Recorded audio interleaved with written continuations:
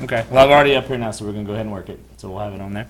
All right, and so what we have here, if I'm looking at the problem, it looks to me like we got two tables of value. And so I'm going to take the word problem situation. It says, based on the table, which of the following could be the coordinates of the points where the graph of the equation intersect? And so if I'm looking for a point of intersection, I need to look for an x and a y where they are the same. Okay? X and the y where they are the same. So looking at these tables, here's the x. Do you see any place where the y's are the same value?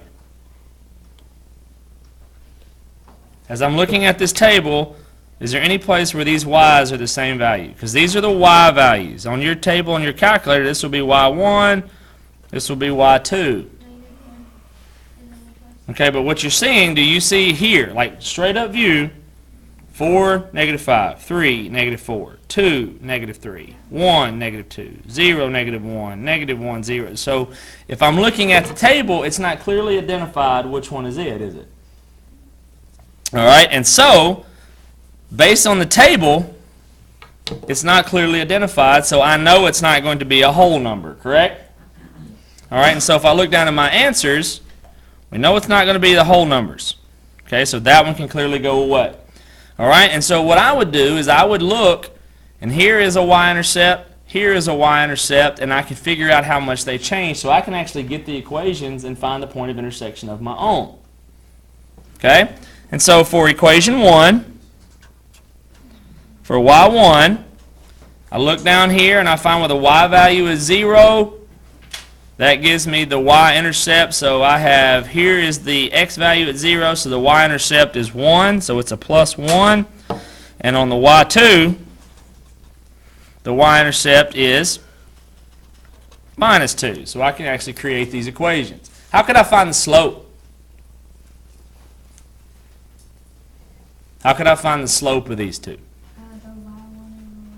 Very good. I could pick 2 points that are on the graphs, and I could find the slope. And so for this one, okay, let's just pick the top 2. Here's the x and the y, and so I'm going to have 4, negative 3, and then I'm going to have minus 3, minus negative 2. So this is going to give me 1 and negative 1, so my slope is going to be negative 1, correct? And so that would say this would be negative x. Okay?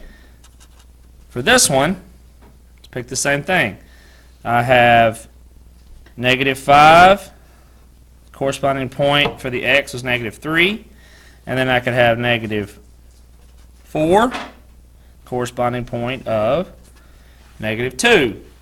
And so that's going to give me negative 1 over negative 1. And so I have the slope of 1. So this is going to be an x minus 2. All right? So I'm going to go to the calculator and I'm going to put these in and find the point of intersection using the calculator. Okay? So for y1, I'm going to enter in negative x plus 1. Negative x plus 1. Oh, God, why are we down there? Negative x plus 1. And then the next one, x minus 2. Graph both of them.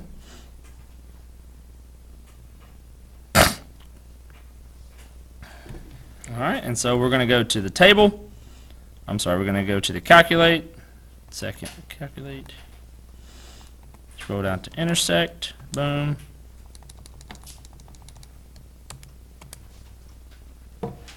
And here we have it down here as 1.5 and negative 0.5, which is D on my paper.